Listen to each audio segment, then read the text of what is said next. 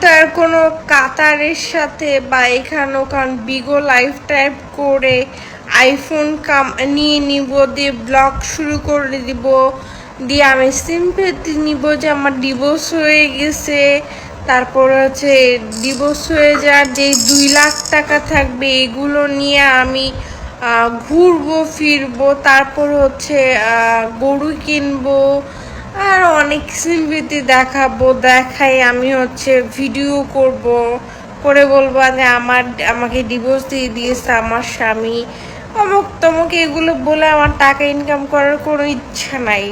তো এতটুকুই বললাম যে আমাকে রাগায়েন না, আর হুদায় হুদায় কমেন্ট করতে আইসেন। স্মৃতির এক্স হাজবেন্ডের বউ এবার স্মৃতির মুখোশ সবার সামনে খুলে দিল। স্মৃতি নাকি কাতারের এক ছেলের সাথে পরকীয়া করত, তার সাথে নাকি দীর্ঘদিন সম্পর্ক ছিল, বিয়েও হয়েছিল, আবার ইমুতে ব্যবসা করত, আবার বিগো লাইফ করত।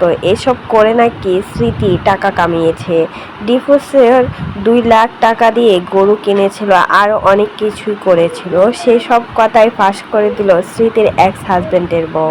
বিদেশ যাওয়ার পর স্মৃতির এক্স হাজবেন্ডের বউকে সবাই কমেন্ট করছিল তাদের নাকি যোগ্যতা নেই স্মৃতির আর বাপ্পির লেভেলে যাওয়ার, আর সেটা শুনেই কিন্তু রেগে গেল স্মৃতির এক্স হাজবেন্ডের বউ।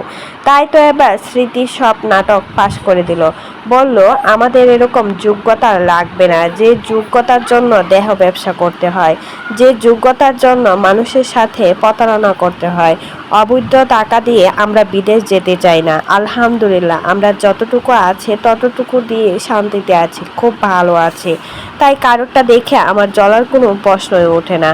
এমনটাই বললেন স্মৃতির এক্স হাজবেন্ডের বউ। তো দেখে বোঝা যাচ্ছে সে যে জ্বলে পুড়ে ছারখার হয়ে যাচ্ছে, স্মৃতির এই সফলতা কোনো মতেই মেনে নিতে পারছে না। তার জন্যই কিন্তু স্মৃতিকে নিয়ে 5 বছর পর কথা বলছে স্মৃতির এক্স হাজবেন্ডের বউ। কিন্তু স্মৃতি এসবের কোনো পাত্তা না দিয়ে সে তার মতো বাপিকে নিয়ে খুব ভালো আছে।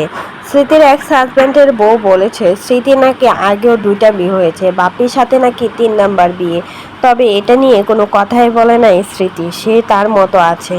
এখন স্মৃতির নাম নিয়ে ভাইরাল হতে আসছে স্মৃতির এক্স হাজবেন্ডের বউ।